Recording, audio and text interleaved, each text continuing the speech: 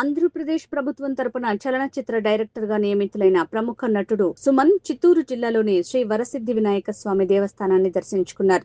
ఆలయంలో ప్రత్యేక పూజలు నిర్వహించి స్వామివారికి మొక్కులు చెల్లించారు. అనంతరం వేద పండితులు వేద మంత్రోచ్చరణల మధ్య నటుడు సుమన్ కు ఆశీర్వచనం అందించారు. ఆలయ అధికారులు తీర్థ ప్రసాదాలను అందజేశారు.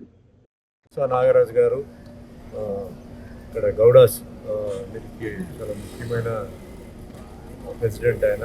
అదే కాకుండా నాకు దగ్గర 30 సంవత్సరాల నుంచి పరిచయం.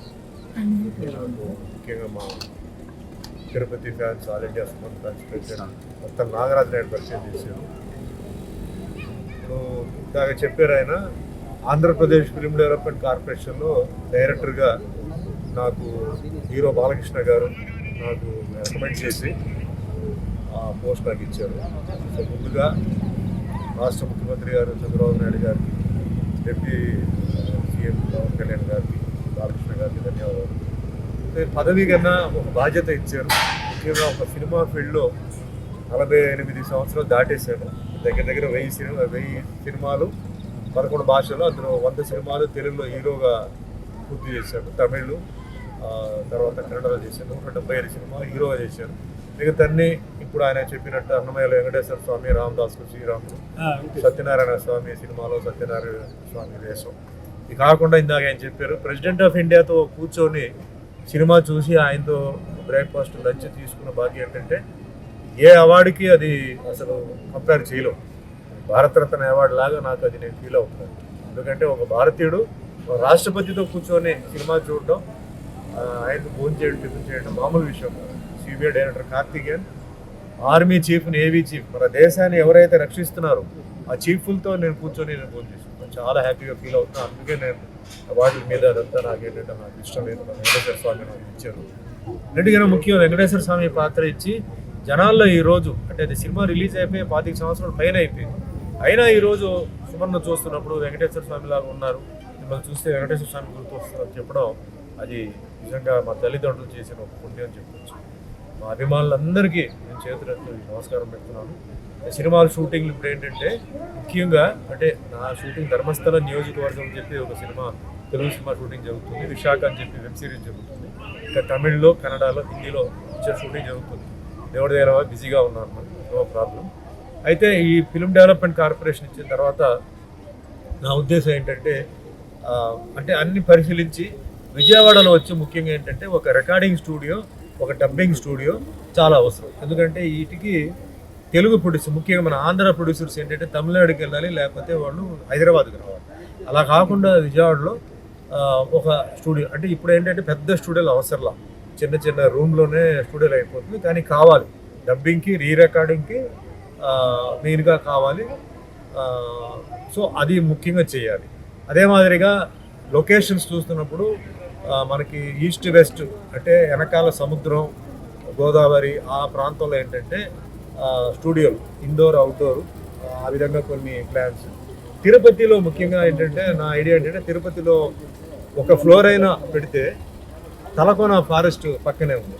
సో తలకోన ఫారెస్ట్తో పాటు ఈ పక్కనే అంటే ఈ చుట్టు ప్రాంతంలో కొండలు, చంద్రగిరి ఏరియా అంతా ఉంది. చెన్నై దగ్గరలో ఉంది. సో ఏదైనా అవసరం ఉంటే చెన్నై నుంచి ఆర్టిస్టులు రావడం కానీ అలాంటి వాటికి ఇది చాలా సౌకర్యంగా ఉంటుందని చెప్పేసి సజెస్ట్ చేస్తున్నాను. అట్లాగే టోటల్గా అంటే ఆంధ్రాలో, ఉత్తరాంధ్ర, వైజాగ్లో ఆల్రెడీ స్టూడియోలు ఉన్నాయి. అయితే బీచ్ సైడ్లో అరకు, ముఖ్యంగా అరకు వ్యాలీని ఒక ఊటీ కింద అది కొంచెం డెవలప్ చేస్తే చాలామంది ఊటీకి వెళ్తున్నారు. అలా ఊటీకి వెళ్ళకుండా అరకులో ఆ ఊటీలు ఏదైతే ఉన్నాయో ఫ్లవర్ గార్డెన్ అలాంటిదని పెట్టి చేస్తే అది ఒక మంచి షూటింగ్ స్పాట్గా ఉందని చెప్పి చేయవచ్చు అని చెప్పి ఇలా ఐడియాలు ఉన్నాయి. ఇలాంటి చాలా ఐడియాలు అంటే మాకున్న ఎక్స్పీరియన్స్కి, మాకున్న ఏజ్కి సినిమాలన్నీ చూసాం, వేరే రాష్ట్రాలు తిరిగాం, ఆ విధంగా చేయాలని చెప్పేసి ఒక ఐడియా ఉందన్నమాట. సో ఒక మీటింగ్లు జరుగుతూ ఉన్నాయి. సో ప్రస్తుతానికి ఏంటంటే నేను తిరగడం, ఊరు తిరగడం కూడా, ఆంధ్ర తిరగడం కూడా, లొకేషన్స్ ఇక్కడ ఏమున్నాయి, ఎలాంటి లొకేషన్, సౌకర్యాలు అంటే ఆర్టిస్టులు వస్తే అంటే పెద్ద కేటగిరీ వస్తే వాళ్ళు సిటీలో ఉండాలి, అక్కడి నుంచి రావాలి పోవాలి. మిగిలిన వాళ్ళకి ఎట్లా ఉంది సౌకర్యాలు, అలాగే షూటింగ్ చేయడానికి వచ్చిన వాళ్ళందరికీ ఏంటంటే భద్రత, అలాగే గవర్నమెంట్ రేట్లో షూటింగ్, కొన్ని గవర్నమెంట్ లొకేషన్ ఫ్రీగా షూటింగ్ వస్తే చిన్న నిర్మాతల ముందు బ్రతకాలి. చిన్న దర్శకులు, చిన్న నిర్మాతలు దొరకదు. ఎందుకంటే వాళ్ళకి ఇబ్బంది అవుతుంది. సినిమాలు థియేటర్లో రిలీజ్ అయ్యి టాక్ వచ్చే లోపల సినిమాలు ఎత్తేస్తున్నారు. అలా కాకుండా చిన్న థియేటర్లు ముఖ్యంగా వచ్చేసి బస్ స్టాండ్ దగ్గర అలాంటి చోట్ల రైల్వే స్టేషన్ దగ్గర చిన్న థియేటర్లు కడితే జనాలు వస్తారు, ఫ్లోటింగ్ ఎప్పుడు ఉంటుంది. పగలు ఉదయం పూట ఏంటంటే అదే హాల్ అదే పెళ్ళికి ఫంక్షన్కి ఇచ్చి మధ్యాహ్నం matinee show, evening show, night show ఇస్తే అమౌంట్ రొటేట్ అవుతుంటారు, మెయింటెనెన్స్కి రొటేట్ అవుతుంది. ఇది ఒక ఐడియా అనమాట. సో ఇట్లా చాలా ఉన్నాయన్నమాట. ఇవన్నీ చెప్తూనే ఉన్నాం. సో మళ్ళీ ఒకసారి నాకు ఈ బాధ్యత ఇచ్చినందుకు ముఖ్యమంత్రి చంద్రబాబు నాయుడు గారికి, అలాగే డిప్యూటీ సీఎం పవన్ కళ్యాణ్ గారికి, హీరో బాలకృష్ణ గారికి ధన్యవాదాలు. ఎప్పుడు నేను ఇది మర్చిపోను. నా కర్తవ్యం ఇచ్చారు, అది నేను ఉంటున్నాను. ఇకపోతే మా బీసీ కమ్యూనిటీ వీటి విషయం వచ్చేటప్పటికి నేను బీసీ కాబట్టి నాకు అందరూ అభిమానులు కావాలి. కానీ నేను బీసీ కాబట్టి బీసీ దీంట్లో ముఖ్యంగా మా గౌడ జాతికి అభివృద్ధి జరగాలి. అభివృద్ధి అంటే ఏంటంటే ఏజెన్సీ ప్రాంతంలో చాలామంది గౌడులు ఇబ్బందులు ఉన్నారు. అంటే కులవృత్తిగా వాళ్ళకి ఏంటంటే స్టేటస్ లేదు. సో ఇప్పుడు ఏంటంటే అందరూ చాలామంది ఏంటంటే వేరే కమ్యూనిటీస్ నుంచి వాళ్ళకి ఎస్టీ స్టేటస్ ఇస్తున్నారు. ఎందుకంటే ఆ ఏజెన్సీ ప్రాంతంలో ఎస్టీ స్టేటస్కే కళ్ళు వ్యాపారం కానీ ఏదైనా సరే భూమిల విషయంలో కానీ వాళ్ళకు ఉన్నాయి. వాళ్ళందరూ మనతో పాటు బాగానే ఉన్నారు. సో ముఖ్యమంత్రి చంద్రబాబు నాయుడు గారికి, అలాగే ముఖ్యమంత్రి రేవంత్ రెడ్డి గారు కూడా ఏంటంటే గౌడ కులస్తులు 1950s అక్కడ ఆర్టికల్ ఉంది, చాప్టర్ ఉంది, అన్నీ ఉంది, గవర్నమెంట్ జియోలు అన్నీ ఉన్నాయి. కొంచెం దాని మీద దృష్టి పెట్టి ఏజెన్సీ గౌడ్స్కి ఎస్టీ స్టేటస్ ఇస్తే వాళ్ళకి ఏంటంటే కులవృత్తిగా వాళ్ళు అక్కడ ఉంటారు. కార్పొరేషన్ కూడా అక్కడ పెట్టాలి. అదే మాదిరిగా భూమిలు కానీ వాళ్ళు ఏంటంటే వాళ్ళు పంట పండించుకోవడానికి, వాళ్ళు ఏం చేయడానికి, అగ్రికల్చర్కి వాళ్ళకి అవకాశాలు కల్పించాలి. చాలామంది ఇబ్బందులు ఉన్నారు. సో ఇక్కడ గుడిలో, ఇక్కడ కాణిపాకం గుడిలో నా రిక్వెస్ట్ ఏంటంటే ఏజెన్సీ ప్రాంతంలో ఉంటున్న గౌడ కులస్తులకి, వాళ్ళందరికీ, గౌడ జాతి వాళ్ళందరికీ ఎస్టీ స్టేటస్ ఇస్తూ వాళ్ళని కూడా మనం ఏమి కించపరచకుండా, ఇబ్బంది లేకుండా కలిసి ఉండి వాళ్ళకి ఏంటంటే ఈ కులం వాళ్ళకి ఏంటంటే ఉపయోగపడాలి. వాళ్ళకి వృత్తి ఇబ్బంది ఉంది, చాలా ఇబ్బంది ఉంది, వాళ్ళు దాన్ని నమ్ముకునే ఉన్నారు. సో అది నా రిక్వెస్ట్. అంటే ఈ విషయంలో వస్తే ఓవరాల్గా రాష్ట్ర అభివృద్ధి జరుగుతుంది, ఇంకా ముందుకు వెళ్ళాలి, చాలా విషయాల్లో చేస్తున్నారు. నా సపోర్ట్ ఎప్పుడు గవర్నమెంట్ ఉంటుంది. సో దర్శనం ఏర్పాట్లు జరిగింది, చాలా బాగుందండి. నేను చాలా సంవత్సరాల తర్వాత పాపం నాకు నాగరాజు పిలిస్తే తిరుపతి వరకు వచ్చి నేను మళ్ళీ ఫ్లైట్ టైం అయిపోయి వెళ్ళిపోవడం జరిగింది. నేను చాలా సంవత్సరాలు, దగ్గర 5-6 సంవత్సరాలు అనుకుంటాను, 6 సంవత్సరాలు వచ్చినప్పుడు లోపల చాలా బాగా డెవలప్ చేశారు. బయట కూడా చాలా డెవలప్మెంట్ జరిగింది. ఎట్లా లోపల స్వామివారు విగ్రహం ఎట్లా అలా పైకి అలా వస్తుందో అదే మాదిరిగా డెవలప్మెంట్ జరిగింది. చాలామంది నాకు దర్శనానికి అదని అడిగినప్పుడు ఇప్పుడు కాణిపాకలో శంకర్ అని చెప్పి పురోహితున్నారు.